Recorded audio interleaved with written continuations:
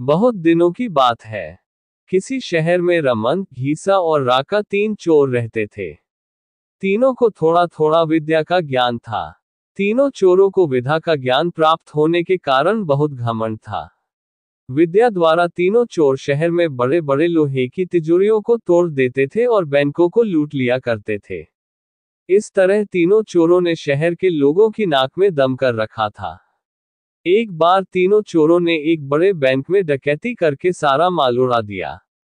तब पुलिस को खबर हुई तो तीनों चोरों को पकड़ने के लिए तलाश करने लगी। मगर तीनों चोर पास ही के एक घने जंगल में भाग गए।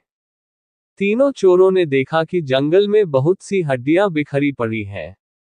रमन ने अनुमान लगाकर कहा, ये तो किसी शेर की हड्डियां हैं। मैं चाहूं तो सभी हड्डियों को अपनी विद्या के ज्ञान द्वारा जोड़ सकता हूं।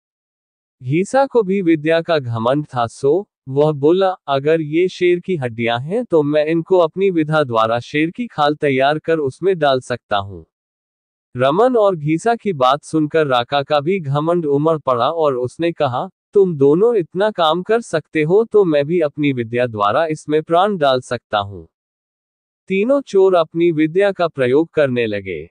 कुछ देर बाद रमन ने सारी हड्डियों को जोड़ दिया और घीसा ने शेर की हुबहू जान डाल दी। थोड़ी देर में तीनों चोर सामने एक जीवित भयानक शेर को देखकर थर-थर कांपने लगे। मगर शेर के पेट में तो एक दाना नहीं था।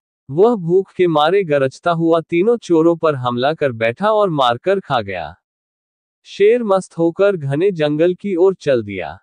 कहानी से शिक्षा। दोस्तों, इस कहानी से हमें यही शिक्षा मिलती है कि कभी घमंड नहीं करना चाहिए।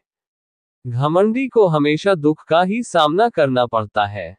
यदि तीनों चोर अपनी विद्या का घमंड न करते तो उन्हें जान से हाथ न धोने पड़ते।